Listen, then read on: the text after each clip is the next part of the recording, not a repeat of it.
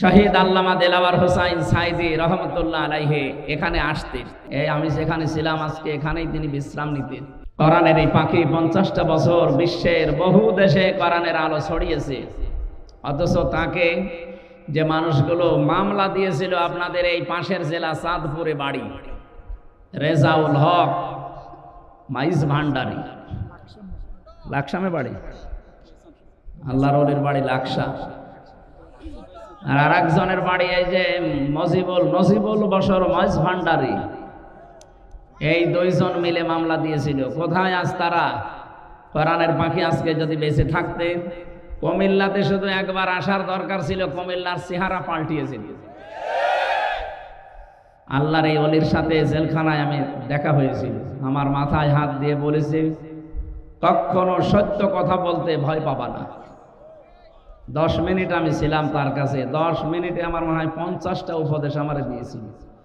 কয়েকটা আমার মনে আছে, তার ভেতরে এইটা, পরিস্থিতি যত কঠিন হোক হেকমাতের নাম নিয়ে কখনো সত্য কথা বলতে পিছপা হবা না।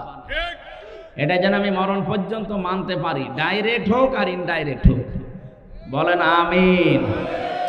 এই জন্য যারা ইমামতি করছে আমরা দেখতে পাচ্ছি অনেকে ইমানই নেই। জাতীয় মসজিদের ইমাম পর্যন্ত যদি পালিয়ে যায়, কি ইমাম উনি যদি ফ্রেশ থাকবে তো পালাবে কেন? কারণ উনি ইমান এনেছিল তগুতের সাথে সম্পর্ক করে, তগুত ছেড়ে দিয়ে না। বলেন তো, যে লোকটা নৌকা মার্কা নিয়ে দাঁড়াতে পারে তার ইমান কতটুকু থাকতে পারে? আমি ভাই কাটছাট কথা বলছি, আমি কিছু লুকাতে পারি না। যে লোকটা নৌকা মার্কা নিয়ে দাঁড়াতে পারে তার ইমান থাকার কথা, তার সম্পর্কই তো তগুতের সাথে। তগুতের সাথে সম্পর্ক থাকলে তার ইমান আনা হয়নি। আল্লাহ এই জন্য প্রথমে শর্ত দিয়েছেন ফামাই ইয়াকফুর বিত্তাগুত ওয়া ইউমিন বিল্লাহ। ইমান যদি কেউ আনতে চায় প্রথম নাম্বারে তাকে তগুত ছেড়ে দেওয়া লাগবে।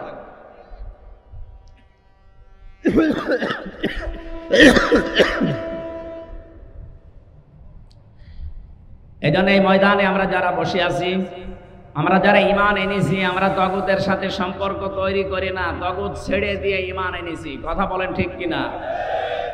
যে আল্লাহ আমাদেরকে দল মত জাতি বর্ণ ধর্ম নির্বিশেষে আজকে অনুষ্ঠানে নিয়ে আসলে খুশি হয়ে বলেন আলহামদুলিল্লাহ।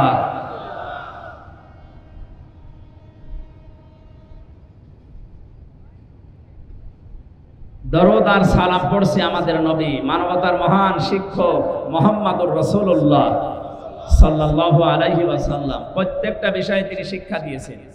বুইস্তু মুআল্লিমান, আমাকে প্রেরণ করা হয়েছে শিক্ষক হিসাবে।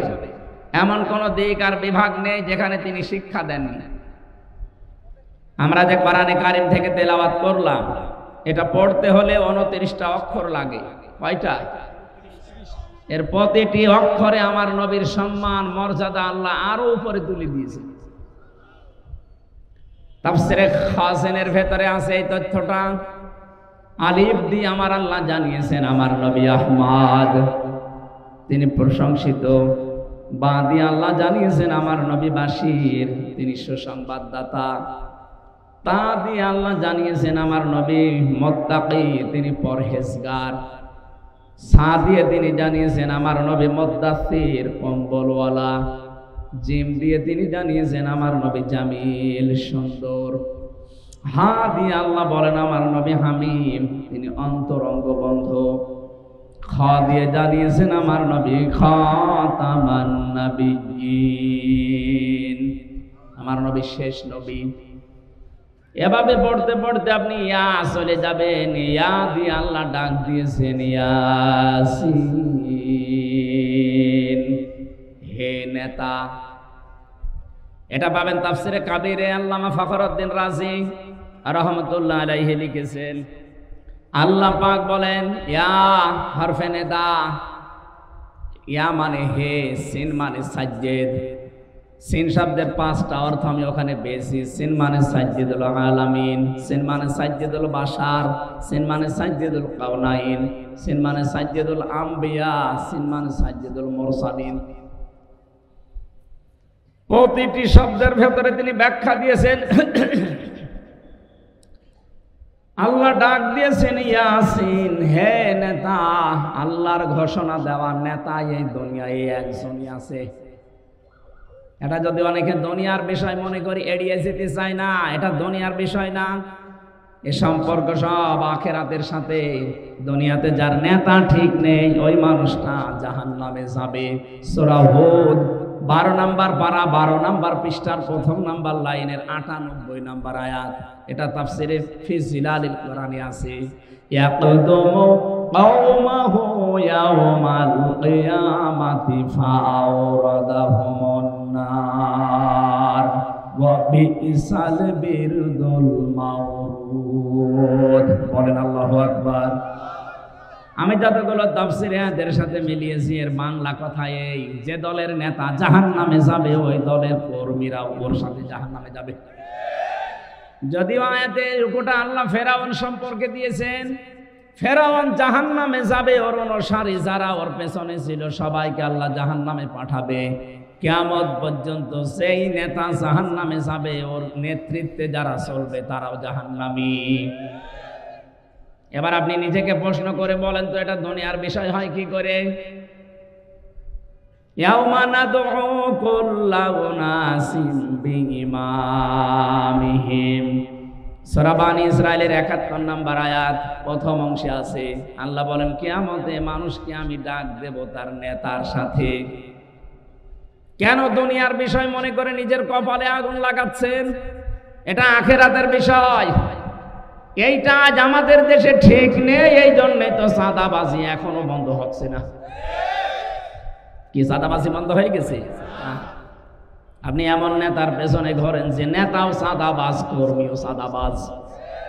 আমি এমন নেতার পেছনে ঘুরি যে নেতা ঘোষণায় দিয়েছে ইসলাম যদি দেশে আসে সর্বপ্রথম বন্ধ করা হবে চাঁদাবাজি। আপনি কিসের নেতা মানেন? আপনার নেতার দিকে তাকালে শয়তানের কথা মনে হয়, আমার নেতার দিকে তাকালে আমার আল্লাহর কথা মনে হয়। কি বেশি বলে ফেললাম? না না, বেশি হয় না।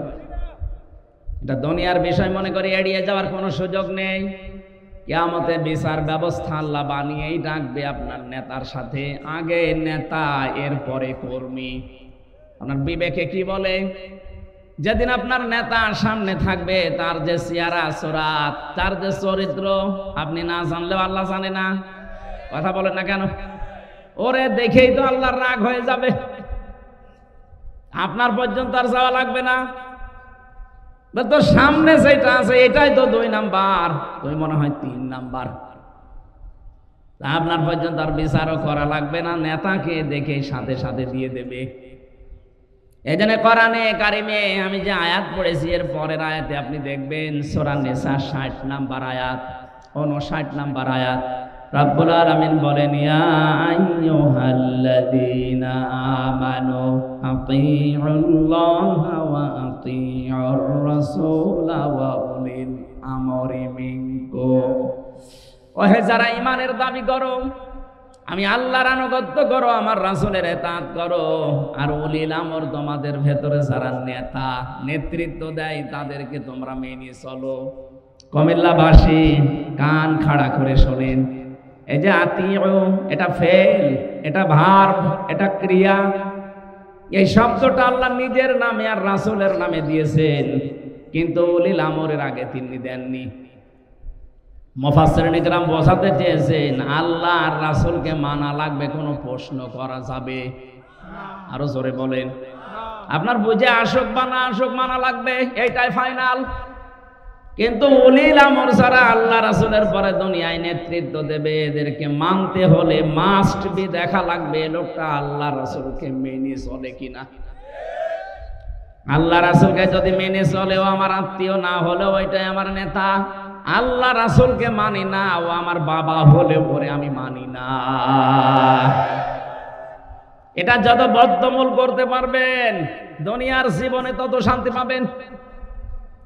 এইটা আজ বাস্তবতায় আমরা নিতে চাই না, অনেকে ভয় পায় আর বলে যে না হুজুর এটা রাজনীতি, এটা বলার দরকার নেই। এটা না বলতে বলতে তো আজ আমাদের অবস্থা এই পর্যায়ে পৌঁছিয়েছে। আমাদের বউগুলো এখন রাজমিস্ত্রি আর আমরা যোগাইলে আর কথা বলছেন না?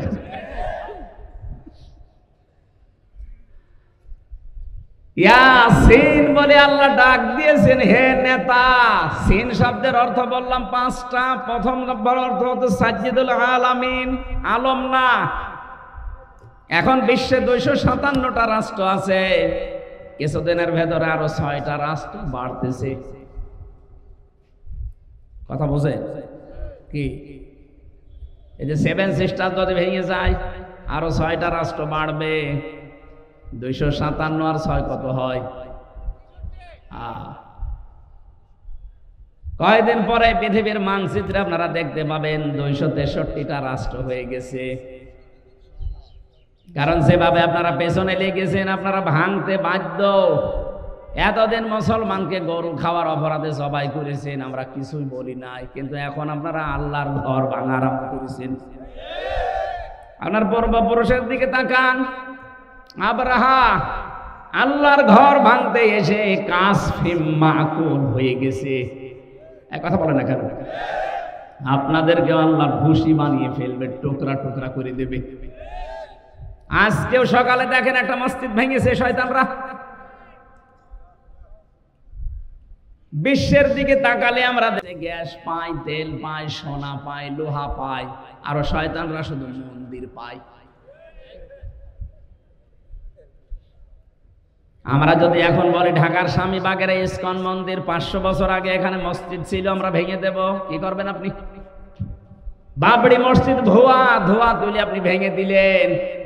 আজকে সকালবেলা এক হিন্দুর বক্তব্য শুনেছেন, মোদির বিরুদ্ধে এই লোকটা, ভারতে বাড়ি কলকাতায়। সে বলছে কেন এই ধোয়া তুলে মুসলমানদের কলিজায় আঘাত দিচ্ছেন? তাদের বাবরি মসজিদটা ধোয়া তুলে ভেঙে দিলেন। এখনো পর্যন্ত তাদের মসজিদগুলো, আল্লাহর ঘরগুলো ভাঙতেছেন। আমাদের দেবতাকে কেউ গালি দিলে যেমন লাগে, তাদের আল্লাহকে গালি দিলে ওইরকমই লাগে।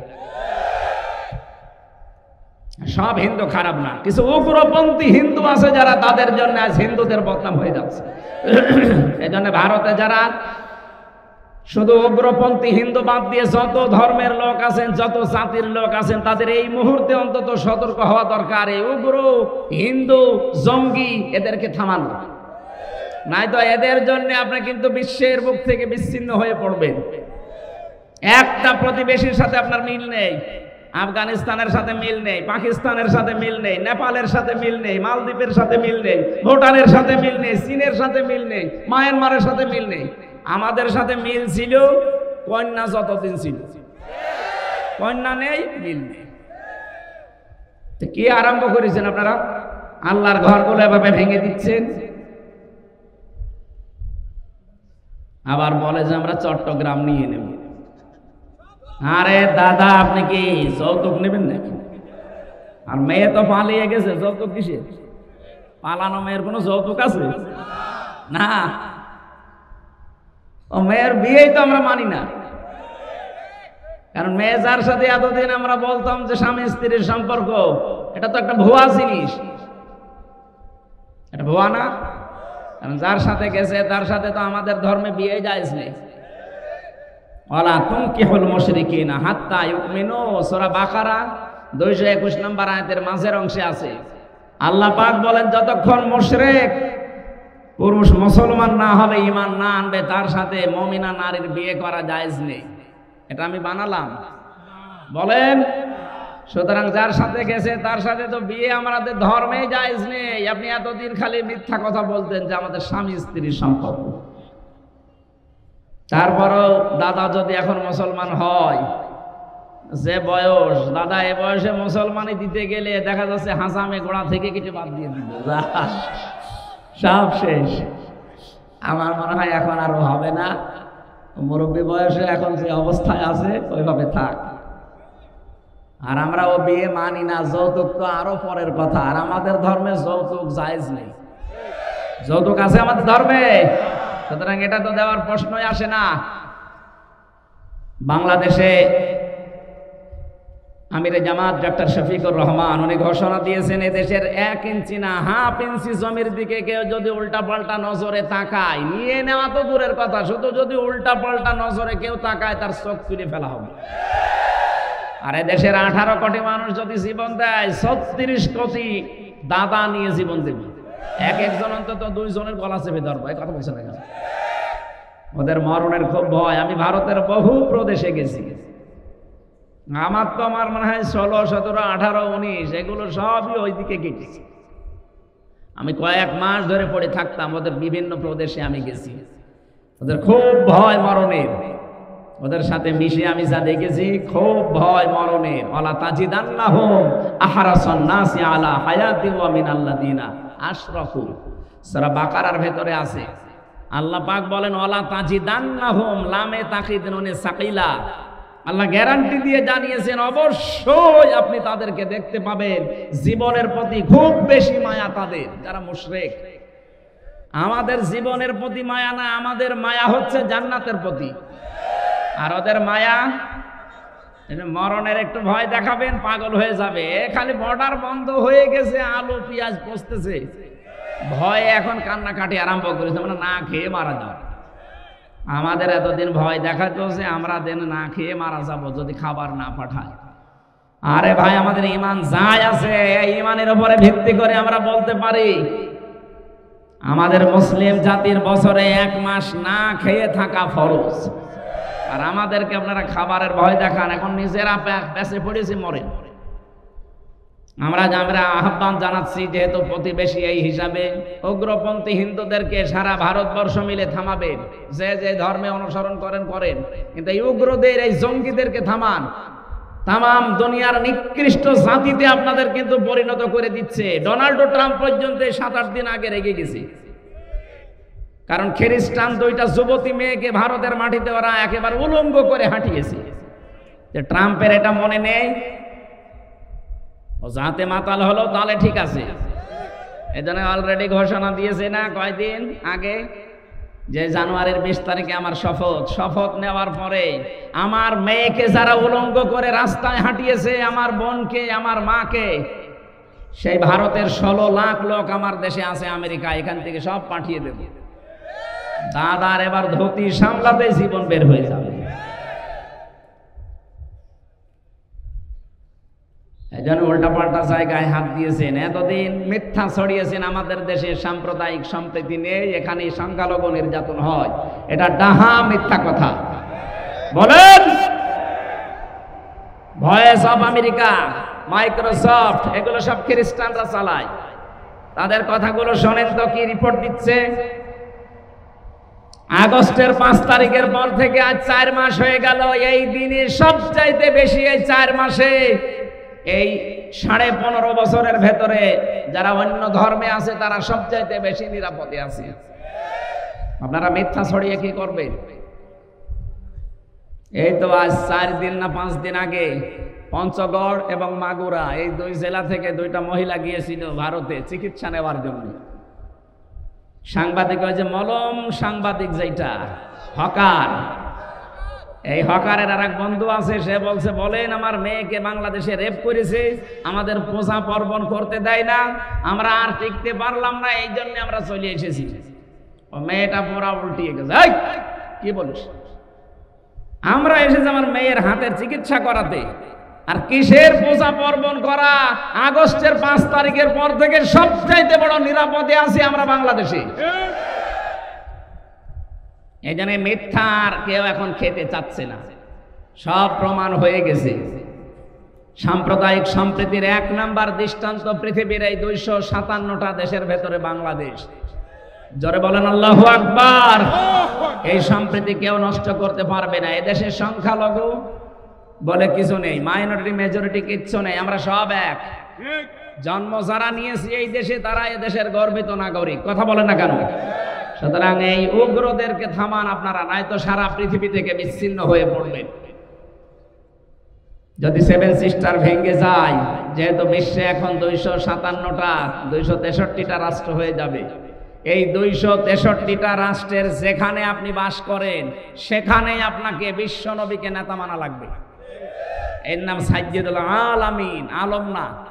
শুধুমাত্র এই পৃথিবীর এই 263টা রাষ্ট্র না, যত জগৎ আল্লাহ বানিয়েছে, কেউ যদি বলে আমি চাঁদের দেশে থাকি, সেখানেও আপনাকে নবীকে মানা লাগবে। কেউ যদি বলে আমি মঙ্গল গ্রহে থাকি, সেখানেও নবীকে মানা লাগবে।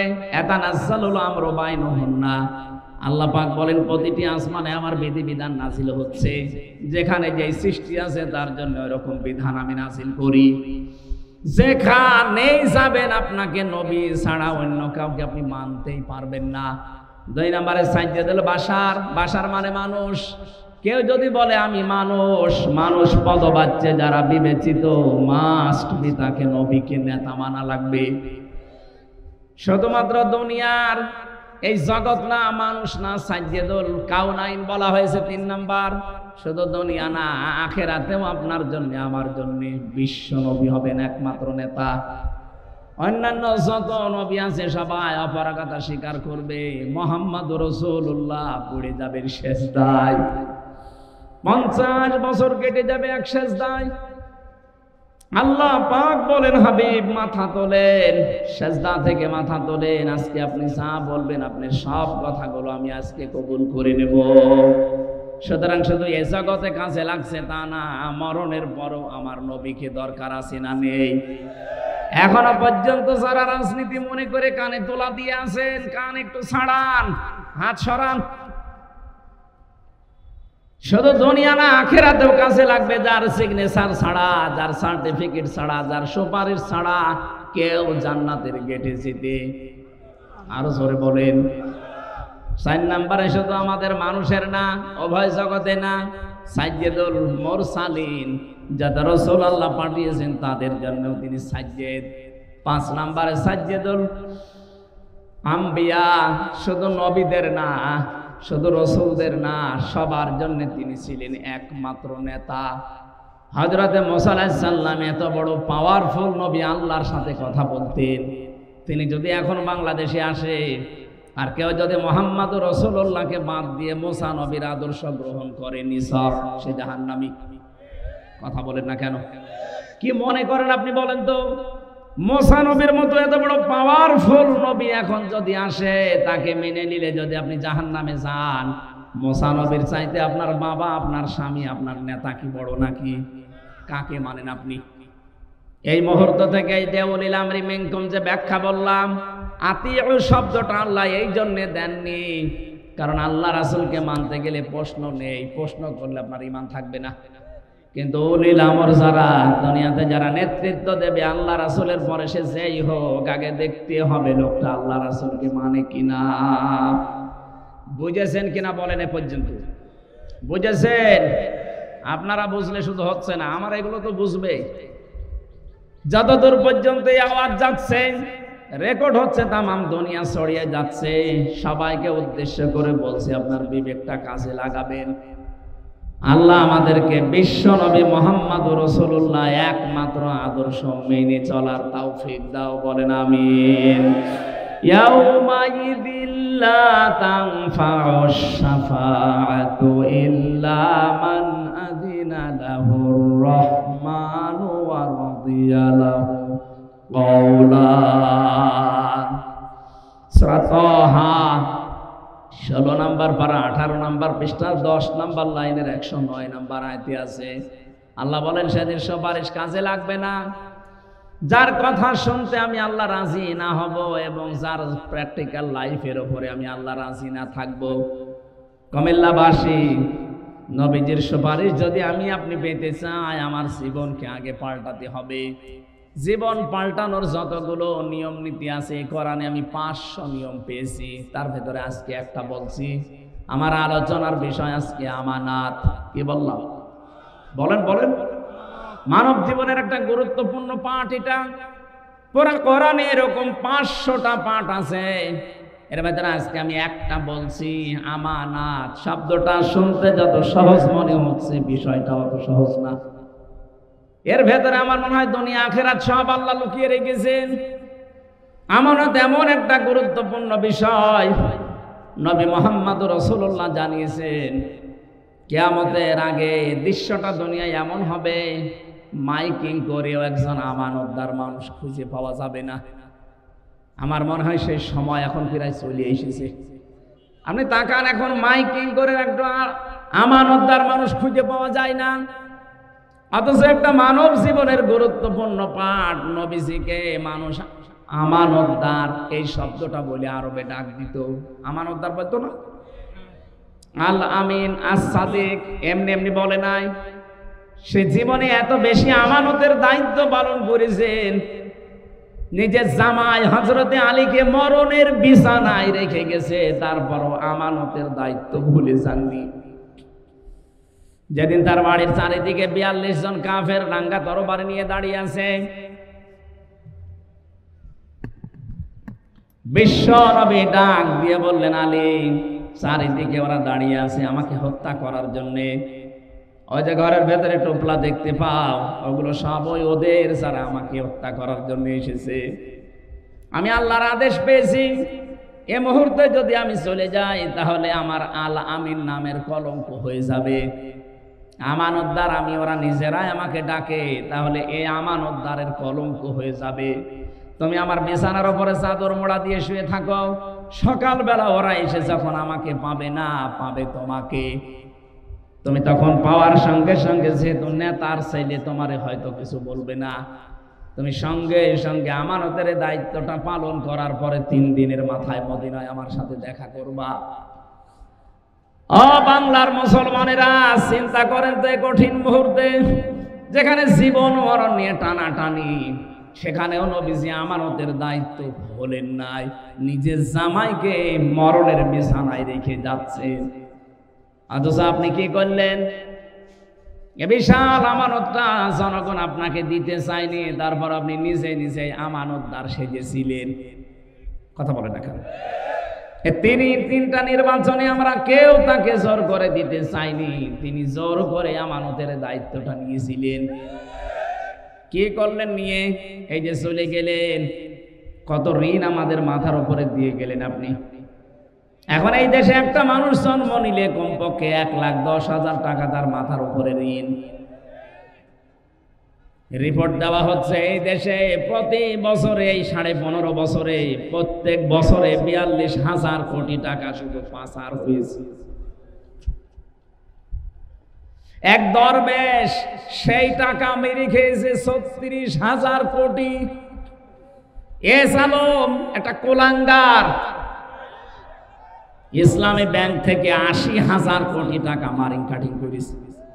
এখন অনেককে বলতে শোনা যাচ্ছে, তারা কোন নিয়তে বলছেন আমরা জানি না, যে ইসলামী ব্যাংক একদল নাকি ডাকাতি করেছে। কিসের ডাকাতি? যারা বানিয়েছিল তারা হাতে নিয়েছে। ইসলামী ব্যাংক আপনি বানিয়েছেন, এর প্রতিষ্ঠাতা যারা, তাদের দিকে তাকান। ইসলামী ব্যাংক এখন তার মায়ের কোলে ফিরে গেছে। কথা বলেন না কেন? এতদিন তো ডাকাতি হয়েছিল, সেখান থেকে মায়ের কোলে ইসলামী ব্যাংক ফিরে গেছে। যাদের চরিত্র ওই রকম তারা ওই রকম কথা বলতে পারে, যাদের চরিত্রের ভেতরে এরকম মারিং কাটি। কথা বলছেন না? আমরা তো ঘোষণায় দিয়ে দিয়েছি আমাদের চরিত্রের ভেতরে কোনো মারিং কাটিং করার অভ্যাস নেই। যদি দেখাতে পারেন যে 1 টাকা কেউ মেরে খেয়েছে, শুধু প্রমাণ দেন। কি করে দেখেন। 2টা মন্ত্রী ছিল, 1 টাকা পর্যন্ত দুর্নীতি করেছে, প্রমাণ আজও কেউ দিতে পারেনি। এরপরে আবার কি দেখানো লাগবে আপনাকে? মানে কিছু দেখান, কি দেখাবো এর চাইতে? মন্ত্রীর জায়গায় থেকে যদি 4 আনা কোনো দুর্নীতি না পায়, এই বাংলাদেশের ইতিহাসে প্রথম যে মন্ত্রণালয় চালানোর পরে আবার কিছু টাকা বেঁচে গেছে, ওগুলো ফেরত দিয়েছে। কে দেবে বলেন? এই কুমিল্লা সাক্ষী কিছুদিন আগে নেতা এসেছিল, 5টা মোবাইল পাওয়া গেছে, সেটা আবার ফেরত দিয়ে দিয়েছে। বাংলাদেশের ইতিহাসে দেখান তো এর চাইতে কি দেবে চরিত্রের মাধুর্যতা? আবার এই ঝঞ্ঝা বিক্ষুব্ধ পৃথিবীতে, যেখানে একেবারে চরিত্র ঠিক রাখাই কঠিন, সেখানে এই মানুষগুলো মোবাইল ফেরত দিয়ে যায়। যেখানে 5,000 টাকার 20,000 টাকার মোবাইল ফেরত দিতে পারে, এরকম মানুষের কাছে কোটি টাকা দিল এরা ফেরত দেবে। আর আপনার কাছে গিয়ে তো মোবাইল ফেরত না, মোবাইলের খাপও ফেরত পাওয়া যায় না। আর আপনি শুধু ফতোয়া দেন, ইসলামী ব্যাংক ডাকাতি হয়ে গেল। ডাকাতি এতদিন হয়েছিল, এখন তার মায়ের কাছে ফিরে এসেছে। নিজে তো একটা ব্যাংক বানাতে পারেন না, একজন বানিয়েছে, সেটা শুধু কিভাবে মারিং কাটিং করে খাবেন সেই পদ্ধতি আছে। নিজে একটা কিছু তৈরি করে জাতিকে দেখান। একটা সুসও তৈরি করতে পারে না, সে ফতোয়া দেয়। আর এরা কি তৈরি করছে আপনি চিন্তা করেছেন? আপনি ঢাকার দিকে আজ 2-3 দিন যেটা চলছে, অন্য দেশের অন্য বলতে কি বিশ্বের সবচাইতে বড় বড় বিশ্ববিদ্যালয়ের প্রফেসররা এসে দৃশ্যগুলো দেখে তারা আশ্চর্য হয়ে গেছে যে এইগুলো তো করে বাইরের দেশে, আমরা দেখি রাষ্ট্রের পক্ষ থেকে, আর এই দেশে মাত্র একটা ছাত্র সংগঠন এত বড় কাজ করছে। এদের রাষ্ট্রের বাজেট দেওয়া দরকার। দেশ এমনি দাঁড়াবে, শুধু বায়ান দিয়ে দেশ দাঁড়ায় না, কাজ করা লাগে। চরিত্রের সর্বোচ্চ পর্যায়ে তারা পৌঁছাচ্ছে সবকিছু দিয়ে, আর আপনি আদর্শ দিয়ে মোকাবেলা করতে পারেন না, শুধু উল্টাপাল্টা ফতোয়া দেন। জনগণ এখন আর ওই আগের 5 তারিখের আগে নেই, অনেক আগে আগস্টের 5 তারিখ পার হয়ে গেছে। কথা বলেন না কেন?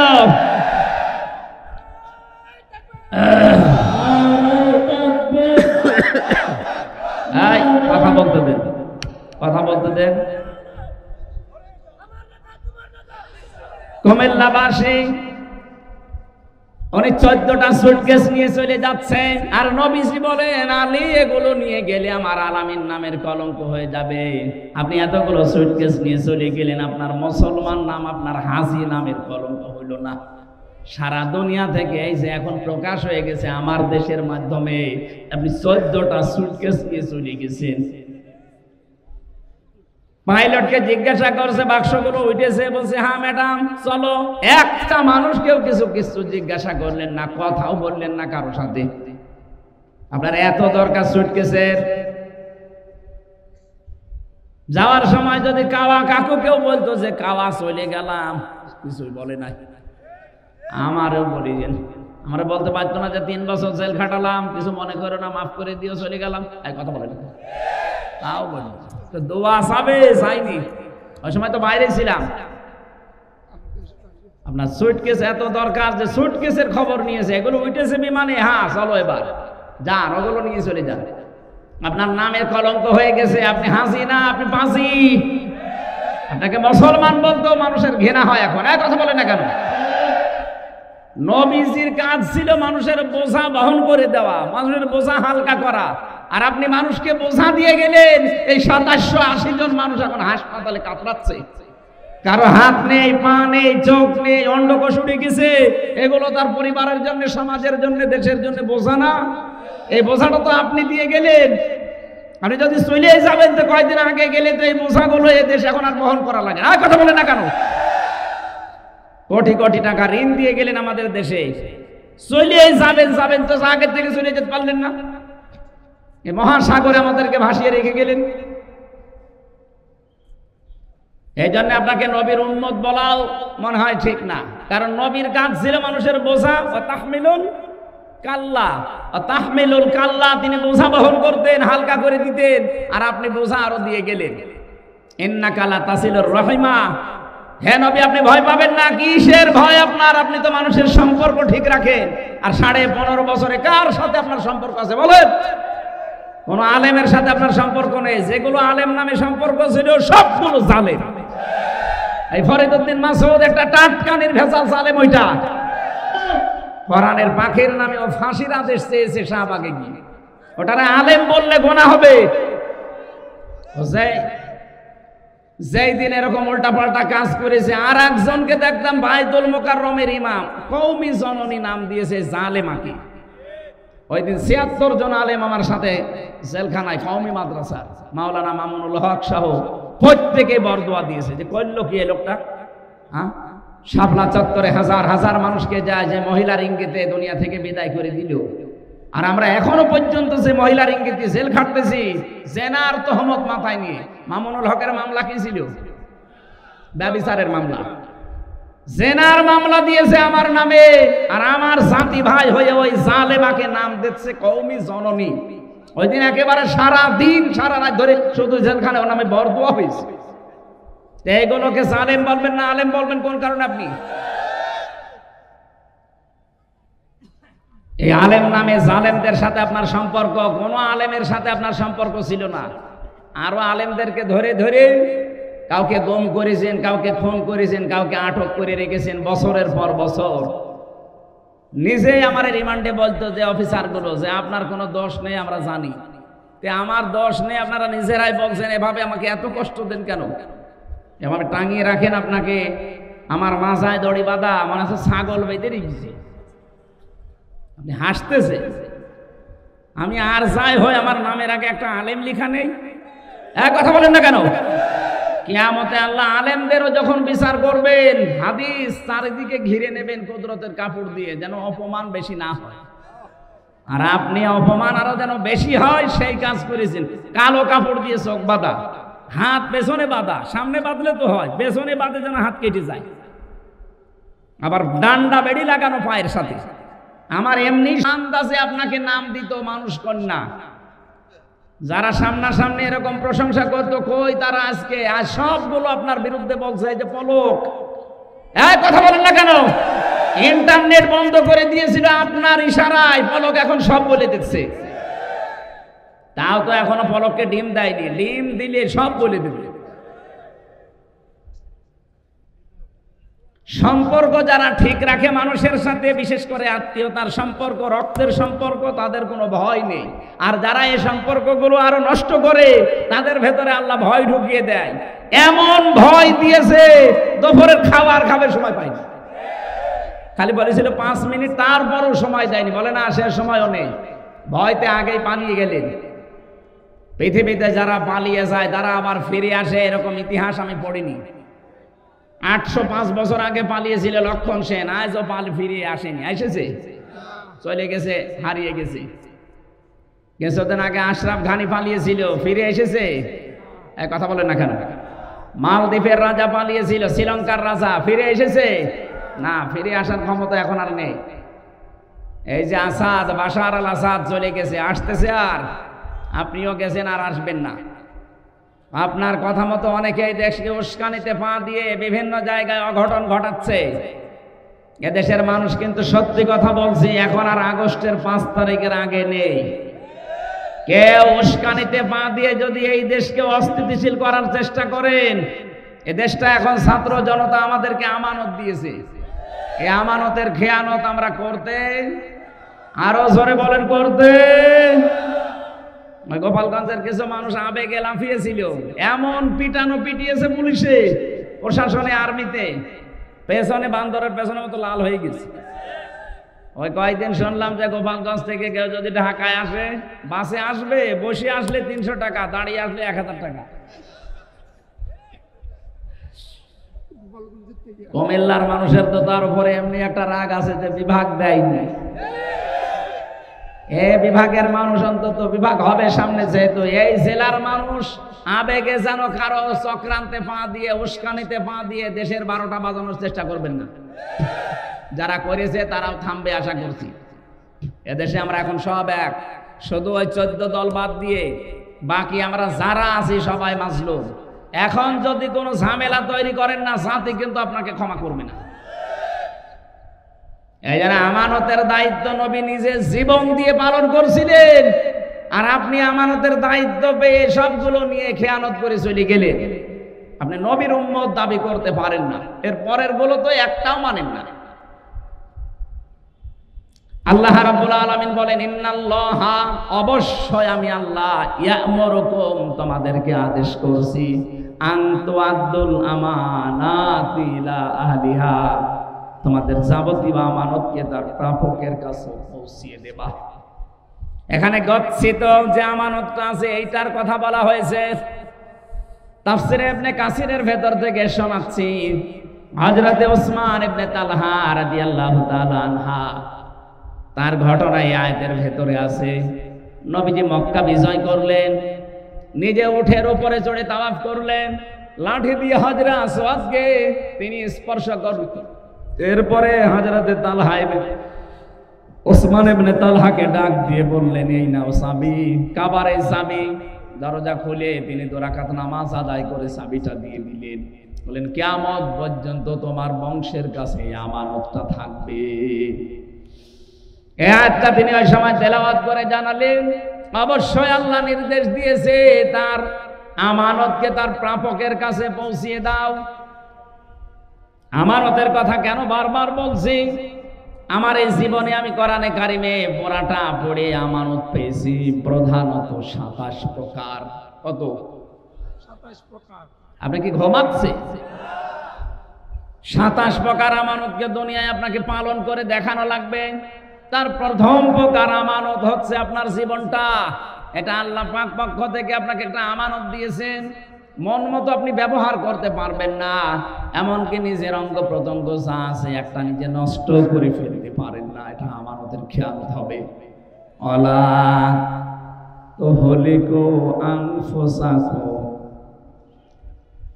সূরা বাকারার ভেতরে আছে আয়াতটা, বাংলা অর্থ হচ্ছে নিজেদেরকে নিজেরা ধ্বংসের ভেতরে ফেলে দিবা না। সুতরাং এই বডিটা যেহেতু আল্লাহর পক্ষ থেকে আপনার কাছে আমানত, এই আমানতটা রক্ষা করার জন্য অবশ্যই এই বডির খেয়াল রাখা লাগবে। যারা এই বডিকে নষ্ট করে ফেলেন বিড়ি সিগারেট, এরপরে এই যে গাঁজা খেয়ে মদ খেয়ে নেশা ভান করে আপনি কিন্তু ধরা খেয়ে যাবেন। এখন থেকে সতর্ক হয়ে যাবেন, আমার এই বডিটা আল্লাহর আমানত, আমি এই বডিটা নষ্ট হয় এমন কোন কাজ করব না। বলেন। করব না। চোখ আপনার কাছে আমানত, এমন দিকে তাকাবেন না যেখানে তাকালে আমানতের খেয়ানত হয়। আজ অনেক মানুষ আমার মোবাইলে মেসেজ পাঠায়, হুজুর 2 বছর বিয়ে হয়েছে, নিজের বউ আর ভালো লাগে না, অন্যের বউ দেখলে খুব ভালো লাগে। এটা একটা রোগ। এটা কি? এটা ভালো লাগার পেছনে কারণ আছে।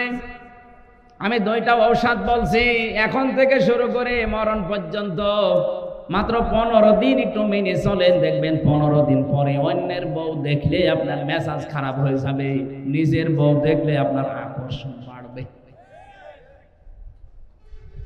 কোরআনে কারীম সূরা নূর 18 নম্বর পারা 12 নম্বর পৃষ্ঠার 7 নম্বর লাইনে 30 নম্বর আয়াতে আছে ঔষধ, কুল্লিল মুমিনিনা ইয়াগুদ্দু মিন আবসারিহিম ওয়া ইয়াহফাযু ফুরুজাহুম যালিকা আযকা লাহুম ইন্নাল্লাহা খাবীরুম বিমা ইয়াসনাউন।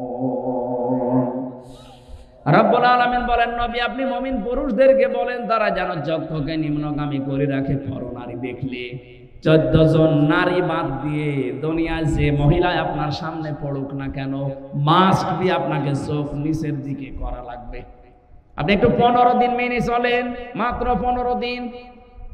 14 জন মহিলা বাদ দিয়ে যত মহিলা দুনিয়ায় আছে দেখলে আপনি চোখ নিচের দিকে করবেন। 2 নম্বরে লজ্জা স্থানের হেফাজত করবেন। মেয়েরা যদি কারো সাথে মোবাইলেও কথা বলেন, মা বোন যারা শুনতে পাচ্ছেন, প্রথম নাম্বারে আপনার কথা হবে মোবাইলে খুব শর্টকাট কথা। যদি কারো সাথে বলেন, 14 জন পুরুষের সাথে আপনি কথা বলতে পারেন, এই 14 জনের বাইরে যদি কাবা শরীফের ইমামও কল দেয়, আপনি মোবাইলে কথা বলবেন খুব শর্টকাটে। 2 নম্বরে ভাষা হবে রুক্ষ সূক্ষ্ম। কথা বুঝতেছেন? এগুলো না, আপনার কথাবার্তারা শুনে আরো অনেকে দেখি চলে আসে, আপনার কাছে আসতে চায়। আজ পরিবার অবক্ষয়ের পেছনে কারণ আমার মনে হয় মোবাইলের এই উল্টাপাল্টা কথাগুলো। প্রতিদিন দেখবেন অনশন করছে মেয়েরা, 2-3 বাচ্চার মা চলে এসেছে আফসারি সাহেবের বাড়ি। কি অনশন? বিয়ে করা লাগবে। কেন? এই মোবাইলের ব্যবহারটা সঠিক হওয়া লাগবে। 15 দিন মাত্র একটু চেষ্টা করেন, 15 দিন পরে একটা অনির্বচন সুখ আপনার মনের ভেতরে আল্লাহ দান করবে। শব্দটা কি বললাম? একটা অনির্বচন সুখ আপনি পাবেন। পাখির বাচ্চারা দেখবেন, মুরগির বাচ্চা যখন এর ডানার নিচে আশ্রয় নেয়, ওর পালক পর এত মোলায়েম, এত সফট, এত কোমল, একটার সাথে যখন আরেকটা লেগে যায়, ওর নিচে যখন চিল কাকের থেকে বাঁচার জন্য আশ্রয় নেয়, এই বাচ্চারা যখন দেখে যে মায়ের পালক একটার সাথে আরেকটা লেগে গেছে, একটা সফট কোমল এমন সুন্দর একটা নিচের জায়গা হয়ে যায়, ওখানে এই কম পালকের সাথে আরেকটা পালক লাগলে একটা ঘর্ষণ লাগে, ঘর্ষণ। ওটাকে বাংলায় অনির্বচন সুখ বলে। তখন বাচ্চারা কিচির মিচির আওয়াজ দেয়। তাফসিরে আমি পড়েছি, কোন মানুষ যদি সত্যি 15 দিন পর্যন্ত আল্লাহর এই 2টা ঔষধ পালন করতে পারেন, তখন দেখবেন জায়েজ জিনিসের প্রতি আপনার আকর্ষণ বেড়ে যাবে, অন্যায় কোনো অবৈধ জিনিস দেখলে আপনার রাগ হবে। আমরা এটা চাই না। কথা বলেন।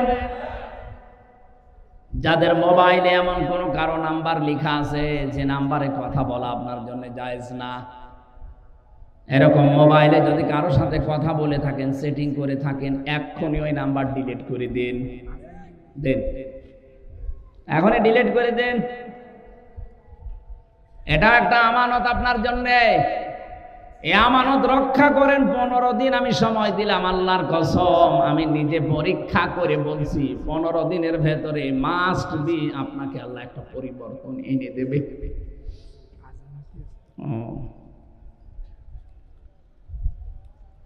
আমানতের ব্যাখ্যায় যতগুলো বিষয় আমি পড়েছিলাম 27টা একটা একটা করে বলতে গেলে সময় চলে যাবে। এখন যেহেতু আমার পরে এখনো আলোচক আছে, তারা কথা বলবেন, আর আমার আবার আরেকটা অনুষ্ঠান মাগরিবের পরে আছে।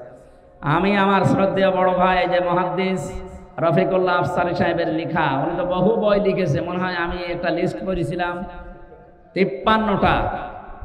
আজকে আমাকে একটা বই উপহার দিচ্ছে, এটা খুতবার বই, জমার খুতবা, এটা সম্পূর্ণ সৃজনশীল খুতবা। আমি বইটা পড়বো, আমি আশা করছি, ভাইয়ের কাছে চেয়েছিলাম, উনি আমাকে উপহার দিয়েছে। আপনারা সুযোগ পেলে বইটা ওনার গাড়িতে থাকতে পারে। শিক্ষিত মানুষ, বিশেষ করে ইমাম যারা, খতিব যারা, তাদের জন্য এটা লাগবে। আমি যেহেতু নিতে চাচ্ছি, আপনারাও নেবেন। আমার ড্রাইভার কই, এই বইটা গাড়িতে রাখো। সম্মানিত ভাইরা, এরপরে হাকামতুম বাইনান নাসি আন তাহকুমু বিল আদলি, এই শব্দগুলো ছিল। আমি আর আগাতে পারলাম না সামনে। আগামীতে আমাদের এই অনুষ্ঠান আবার হবে প্রতি বছরে বছরে ইনশাআল্লাহ। এরপরে সামনে আশপাশে কোনো জায়গায় যদি মাহফিল থাকে আমরা কথা বলবো। আজকের মতো আমরা এই আয়াতটা অসম্পূর্ণ রেখে বিদায় নিলাম। নামাজ পড়েন, এখানেই নামাজ পড়েন, আর বেশি সময় নেই। নামাজের পরে মুহাদ্দিস রফিকুল্লাহ সাহেব উঠবেন ইনশাআল্লাহ। ওনার পরে আবার মাওলানা হাবিবুর রহমান যুক্তিবাদী সাহেব আছে। এরপরে যে পীর সাহেব কি যেন মোশতাক ফায়েজি সাহেব আছে। আপনারা কথা শুনবেন একটার পর একটা। আমিন। বারাকাল্লাহু লানা ওয়া লাকুম ফিল কোরআনিল আযীম। আসসালামু আলাইকুম ওয়া রাহমাতুল্লাহ।